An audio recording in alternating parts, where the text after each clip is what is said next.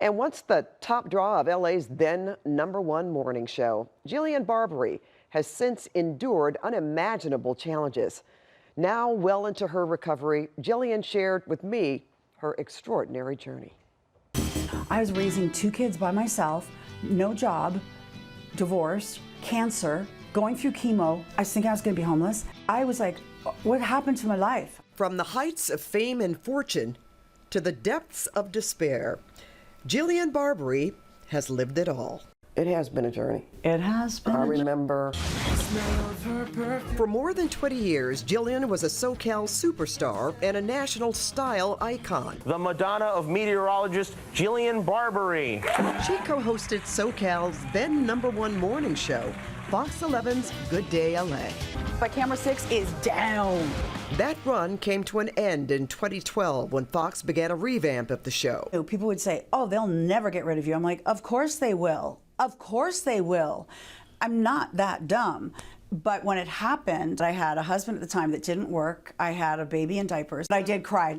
Fans tuned in for Jillian's unpredictability, but her strong personality, she admits, sometimes a curse. I don't know how to be anybody but myself, and sometimes to my own detriment. When Jillian's run on the show ended, her children were young, and she was the family breadwinner. A year later, her marriage ended. I got the divorce. I mean, some of it was good news. In 2018, at an annual Mammogram with Friends gathering, I kept getting callbacks. images revealed a mass in her breast that turned out to be cancer. Days later, a biopsy revealed it had spread to 6 lymph nodes. I'm aggressive, so when they said I had lymph node, I was just like, take me to the brink of death and take me back again. I don't care. Jillian opted for a double mastectomy. Next, radiation and an intense course of chemotherapy. Her view going into this? Okay, you've had 20 amazing years of red carpets and beautiful boobs and a nice life and, let's say, beauty. But to save her life, she had to brace for big change. We're gonna chop your boobs off and we're gonna make you bald. And you're gonna look like Uncle Fester. Because the truth is, when you have chemo, you bloat up because of all of the steroids, and then I got huge.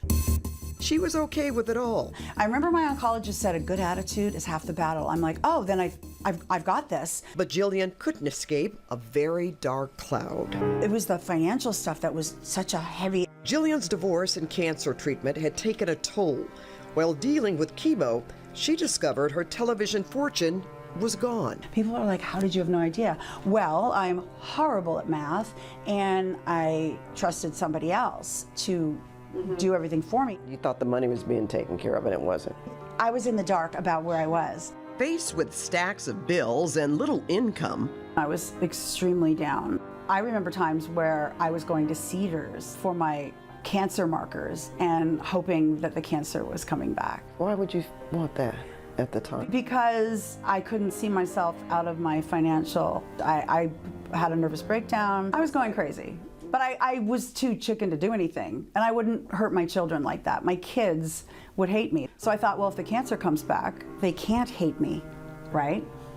So, but shame on me when I look back, shame on me for thinking that way. To get by, Jillian was forced to sell her home. I'm like, I'm gonna be homeless, how am I gonna take care of my kids? I freaked out. I was completely down and out. Putting on a face every day for the kids, like, everything's great, but going in the shower and completely losing it. So, yeah, now I redid my dream home, and now I'm moving. But Jillian never hid her truth from her social media followers. In fact, she shared it all. And as a result, my Instagram family, they lifted me up, whether it was talking to me about their issues or they could relate. And all of a sudden, things started turning around. They would send groceries. Like, I'm not kidding. That's how bad things were. that's also the impact that you had on people. Well, that's what they would say. Oh, you would help me in the mornings. I know it would make me cry. What else could you make besides chicken? Also a big help in her recovery, Malibu wellness guru, Nurse Melanie Lekos, who cleaned up her diet. I don't let people have anything sweet. And started her on GLP-1 injections to curb cravings. We've taken a lot of weight off of her. So if I say I think I've lost 40 pounds, do you think I'm in the ballpark? You've lost more than that. Jillian has been cancer-free for 5 years now.